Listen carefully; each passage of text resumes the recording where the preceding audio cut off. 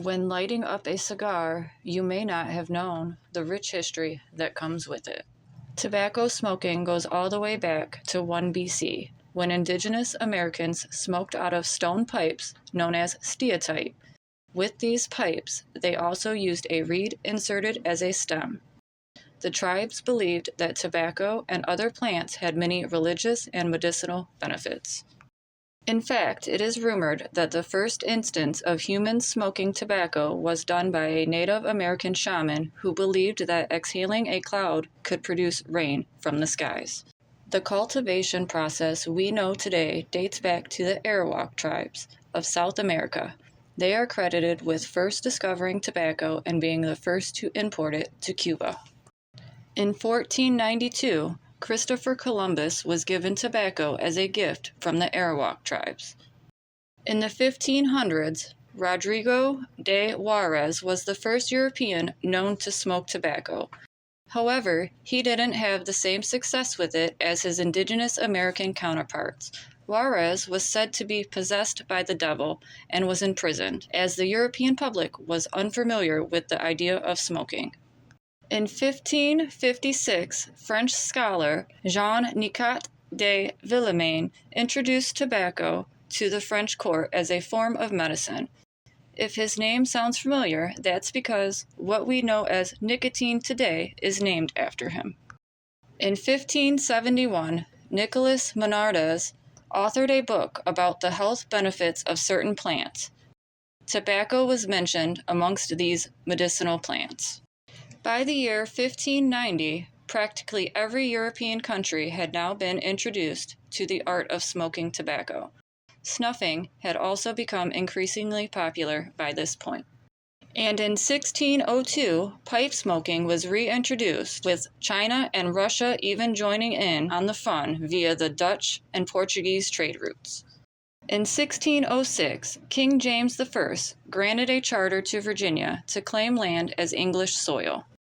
By 1610, John Rolfe, famously known as the husband to Pocahontas, made his way to Virginia after being shipwrecked near Bermuda.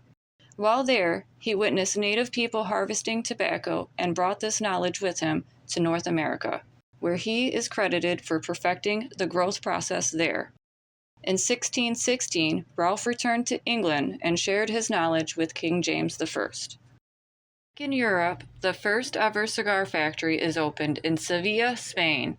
This is also where the term cigar originated, being named after the Mayan word cigar, which means to smoke rolled tobacco leaves. By the 1700s, the popularity of cigars has increased, at this point being seen as a symbol of wealth.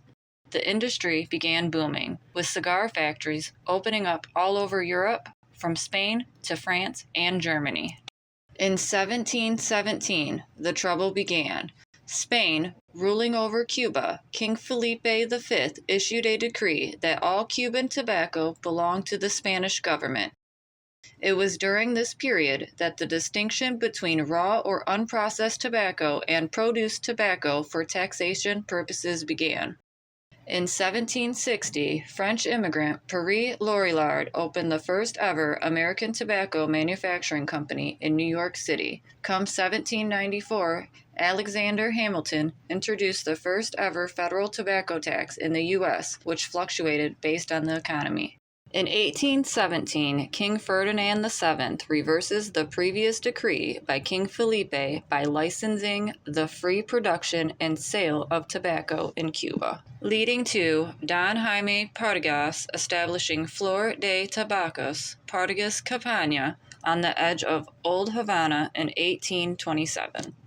Flash forward to 1830, and the cigar market is absolutely booming due to the newfound freedom of production in Cuba. Come 1859, and Cuban tobacco production has doubled since the start of deregulation, leading to 1,300 handmade cigar factories in Havana alone. In the early 1900s, the cigar industry had its biggest explosion yet, after even more countries are influenced. In 1905, over 70,000 cigar factories existed in the United States, and it was said that 7 of 10 men smoked. The good times did not last for long, as Fidel Castro enters the scene in 1959. Castro took control of the Cuban government and announces all cigar production will be on his behalf. However, the Cuban government quickly changed courses the following year, reintroducing cigar brands. However, they continued the process of nationalizing privately owned tobacco farms. Many Cuban manufacturers began immigrating to South America to grow their own tobacco in peace. In 1962, the famous Cuban trade embargo we know today was introduced, completely altering the track of the cigar industry, making it exceedingly difficult for Americans to access Cuban tobacco. In 1966, Cohiba was born as Fidel Castro's privately owned cigar label. Throughout the 1970s, many of the Cuban cigar aficionados that took their business to South America began to thrive. In 1982, the aforementioned Cohiba brand became available to the wider public. In 1994, the Cuban government established Habanos S.A., which was fully in charge of the global distribution and marketing of Cuban cigars. In 1998, the Trinidad brand, which similarly to Cohiba was also previously exclusive to Cuban diplomats, became publicly available. In the early 2000s, the cigar industry sees a major resurgence as the controversy surrounding tobacco smoking continued. As they say, all publicity can be good publicity. On the flip side of the coin, this also led to newfound regulations, taxes, and policies. And in 2023, the industry continues to grow, with the expansion of specialty retailers such as Wild Bill's providing an increasing variety of selections.